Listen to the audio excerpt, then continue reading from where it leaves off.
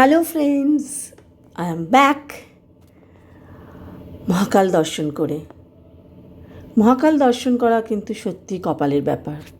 ওই ভাস্মারতি দেখা কিন্তু সত্যি কপালের ব্যাপার। যেখান থেকে আমার শুরু হয়েছিল যাওয়াটা, এই দেখো আমরা সব এয়ারপোর্ট পৌঁছে গেলাম। পুনামজি, পায়েলের মা, এই যে পুনামজি, হাই পুনামজি। খুব সুন্দর পায়েল আমাদের জন্য খাবার পাঠিয়ে দিয়েছিল। একটা ছোট্ট ছোট্ট মোমেন্টকে আমি ধরে রাখতে চাই। আমরা সবাই এয়ারপোর্টে মিট করছি, সবাই এসে গেছে, আবার টি জাংশনে গিয়ে সবাই চা খাচ্ছি। পায়েল আমাদের জন্যে খুব ভালো পুরি আর আলুর সবজি পাঠিয়েছিল, সবাই সেই নিয়ে খাচ্ছি। সবাই যে যেখানে ছবি তুলছে আমরা দৌড়ে দৌড়ে যাচ্ছি। এই দেখো শুক্লাকে, তুমি দেখো সবাই কি হ্যাপি ফেস।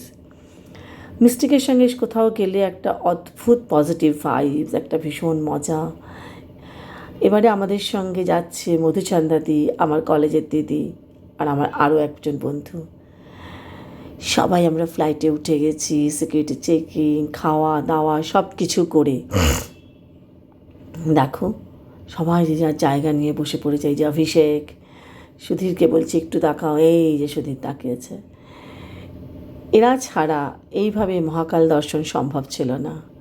প্রত্যেকটা জিনিস এত সুন্দর করে ডিটেলে, এত সময় দিয়ে, এত ভালোবেসে, প্রত্যেকের লিমিটেশনস বুঝে প্রত্যেকের জন্য যে অ্যারেঞ্জ করা, মানে এটা সত্যি, মানে হয়তো অভিষেক, সুধীর আর চিরশ্রী যে ভাবে মানুষের জন্য ভাবে, এটা অনেকেই ভাবে না।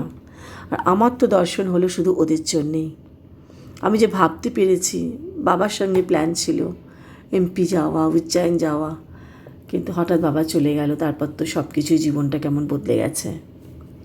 কিন্তু সুধীর, অভিষেক আর চিরশ্রীর জন্যে আমার পক্ষে সম্ভব হলো ভাববার, চিন্তা করবার, যাওয়ার সাহস হলো। এই দেখো শুক্লা, আমরা পৌঁছে গেছি ইন্দোর এয়ারপোর্টে। এয়ারপোর্টটা ছোট কিন্তু খুব ক্লিন, খুব পরিষ্কার পরিচ্ছন্ন। এবার আমরা সব বাইরে বেরোচ্ছি লাগেজ নিয়ে, সবাই অসম্ভব খুশি। এই দেখো রন্টি বিলাসপুর থেকে ডাইরেক্ট চলে এসেছিলো ইন্দোর।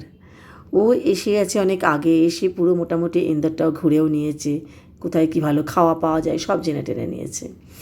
আমরা আমাদের সবার বাসের জন্য ওয়েট করছিলাম, তিনটে বাস, আমরা টোটাল 47 আমরা গেছি। বুঝতে পারছো কত বড় গ্রুপ। আর এই যে আমরা 4 বান্ধবী, অদিতি এখানে মেসিং, শুক্লার হাজব্যান্ড দুজনেই গেছিলো। এবার এই যে অভিষেক, এরা এত সুন্দর অ্যারেঞ্জ করার পরও সবসময় হাসি, বিরক্ত না, কখনো খেঁকিয়ে কথা বলে না।